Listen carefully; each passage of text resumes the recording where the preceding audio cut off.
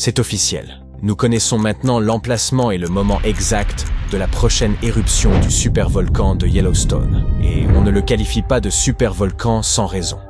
Cet événement sera des milliers de fois plus puissant qu'une éruption volcanique ordinaire. Et la planète devra faire face à d'immenses catastrophes. Des séismes, des tonnes de coulées de magma, des nuages de cendres qui bloqueront la lumière du soleil. Le ciel sera gris pendant longtemps. Nous souffrirons d'une pénurie de nourriture en raison du manque de soleil. Les avions ne pourront plus voler. Certaines espèces d'animaux et d'arbres pourraient même disparaître. Une catastrophe en suivra une autre comme dans un jeu de dominos démoniaque. Une époque terrible se prépare sur Terre et, bien, arrêtons-nous là. C'est clair, on a compris. Mais quand tout cela se produira-t-il? Ne vous inquiétez pas, vous ne resterez pas sans réponse. Lorsque des volcans ordinaires entrent en éruption, c'est toujours une catastrophe. Mais uniquement pour les régions situées près de l'épicentre. Multipliez les dommages causés par un volcan ordinaire par plusieurs milliers, et vous obtiendrez une éruption de supervolcan. Yellowstone est l'un des plus grands systèmes volcaniques au monde. Il est entré en éruption 3 fois au cours des 2,1 derniers millions d'années. La dernière fois, c'était il y a 640 000 ans. Ces cendres ont recouvert une zone aussi grande environ que la moitié des États-Unis. Heureusement, il n'y avait pas d'humains sur place à l'époque, mais la nature a beaucoup souffert.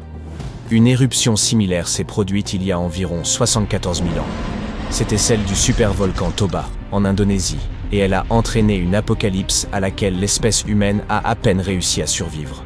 Selon certains spécialistes, seuls quelques milliers de personnes ont survécu à l'hiver volcanique qui a suivi, mais cela n'est encore qu'une hypothèse. Étant donné que Yellowstone est un système volcanique situé dans un vaste parc national, il était important pour les scientifiques de déterminer exactement où la première étincelle apparaîtrait.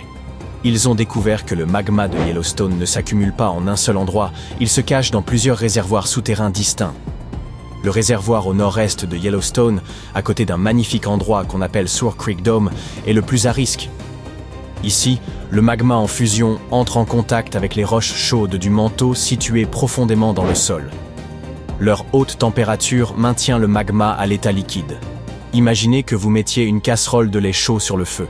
Elle ne refroidit pas, elle chauffe même davantage, et le lait pourrait bientôt commencer à monter et à déborder de la casserole. La même chose se produit avec le magma présent au-dessous de Sour Creek Dome. Le magma y reste brûlant. À un moment donné, il pourrait commencer à s'écouler. C'est un peu comme un tuyau percé d'où jaillit une fontaine d'eau bouillante. Mais comment les scientifiques l'ont-ils découvert? Ces réservoirs de magma sont situés à une profondeur d'environ 10 km. Et toute cette zone est incroyablement chaude. Ils ont utilisé une méthode qui porte le nom de magnétotellurique. Le noyau en rotation de la Terre crée un champ magnétique qui entoure notre planète. Le magma circule autour du noyau. Et il contient de nombreux minéraux magnétiques qui créent également des champs. Les scientifiques ont utilisé des instruments capables de détecter ces champs émanant du magma, comme un détecteur de métaux détecte les bijoux perdus sur une plage. En utilisant la magnétotellurique, ils ont scanné Yellowstone et découvert 4 grands réservoirs de magma. 3 d'entre eux émettaient de fortes ondes électromagnétiques. Mais dans le 4e, qui se trouve au nord-est, ils ont enregistré un signal magnétique beaucoup plus puissant. C'est ici que l'éruption est censée se produire. Mais heureusement, cela ne se produira pas de sitôt. Peut-être dans des dizaines de milliers d'années, peut-être dans des centaines. Ouf, vous pouvez souffler. Aucune apocalypse volcanique n'est prévue pour demain. Mais comment les scientifiques savent-ils quand ce magma commencera à entrer en éruption? Le magma n'a pas de minuteur, et le volcan ne sort pas de son sommeil à la sonnerie d'un réveil. Le magma s'écoule par les pores de la roche solide. C'est comme une éponge à vaisselle qui laisse circuler l'eau au travers de ses trous. Le magma pénètre dans ces pores et les remplit. Pour que le magma commence à entrer en éruption, il doit remplir au moins 40% de ces pores. Environ 20% d'entre eux sont remplis actuellement.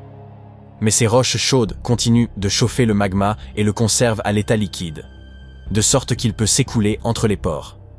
À un certain moment, le magma se connectera à d'autres bassins et alors un grand flux remontera vers la surface. Comment peut-on prévenir cela? Il semble que la solution soit de refroidir les roches de basalte. Mais c'est impossible à faire. Elles se trouvent à plusieurs kilomètres de profondeur, sont incandescentes, et puis il y en a trop.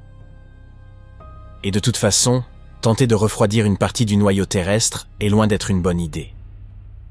Tout ce que nous pouvons faire, c'est accepter que la nature vive sa vie. Si l'éruption se produit dans des dizaines ou des centaines de milliers d'années, alors peut-être que l'humanité trouvera un moyen de résoudre ce problème. Sinon, eh bien, nous devrons nous préparer aux conséquences. Une catastrophe mondiale énorme commence par une explosion massive, à grande échelle. Le magma en éruption produit une quantité gigantesque de cendres. Cette puissante explosion d'énergie entraîne l'effondrement de la croûte terrestre sur le réservoir de magma. Cela conduit à la formation d'une caldeira géante. Vous avez probablement déjà vu ces énormes cratères au centre des volcans. Eh bien, c'est la caldeira. La catastrophe est si bruyante qu'elle assourdit tous ceux qui se trouvent à proximité. L'onde de choc soulève les cendres et la pierre ponce à une vitesse qui dépasse celle du son. Les matériaux volcaniques atteignent des altitudes incroyablement élevées en seulement quelques minutes. Puis, le pilier de cendres se répand et plonge toute la zone alentour dans l'obscurité. Les particules incandescentes présentes dans la partie inférieure tombent sous leur propre poids et réchauffent l'air autour d'elles. Il est alors presque impossible de respirer. Les morceaux de pierre poncent et les cendres ardentes provoquent des incendies. Et toute cette masse brûlante se transforme en coulées pyroclastiques qui détruisent et brûlent tout sur leur passage. Forêts, maisons, routes, tout se transforme en charbon. Les avions ne peuvent plus voler. Des particules pourraient pénétrer dans les moteurs. De plus, impossible de rien voir à travers un nuage aussi sombre et chaud. Conduire des voitures est également dangereux. Les particules volcaniques peuvent brûler les pneus. Heureusement, grâce aux technologies sismiques, les gens étaient au courant de l'éruption et tout le monde a été évacué. La colonne de cendres qui a atteint les confins de l'espace continue de s'étendre dans toutes les directions. Le vent propage la poussière volcanique. Un immense nuage en forme de parapluie apparaît au-dessus du territoire de Yellowstone. Il s'élargit de plus en plus et plonge une vaste zone dans une obscurité brûlante. Au cours des premières 24 heures, les cendres tombent sur la majeure partie des États-Unis et sur certaines parties du Canada. Elles abattent les lignes électriques, polluent les plans d'eau et détruisent les récoltes. Puis la pluie commence à tomber. L'eau se mélange à la cendre et tombe au sol sous la forme d'une boue grise. Et n'oubliez pas, elle est toxique. Cette cendre contient de grandes quantités de mercure, d'arsenic et de plomb. Ces masses toxiques empoisonnent les rivières, les lacs, les sols et même l'air. Pendant tout ce temps, l'éruption du volcan continue. Les explosions de magma, de cendres et de roches peuvent durer plusieurs semaines, voire un mois, et ce n'est que le début. Les cendres commencent bientôt à se déposer, mais le dioxyde de soufre libéré pendant l'éruption se répand dans toute l'atmosphère. Ce gaz se mélange avec la vapeur d'eau atmosphérique et forme un aérosol composé de petites particules. Tout cela recouvre la planète comme un voile.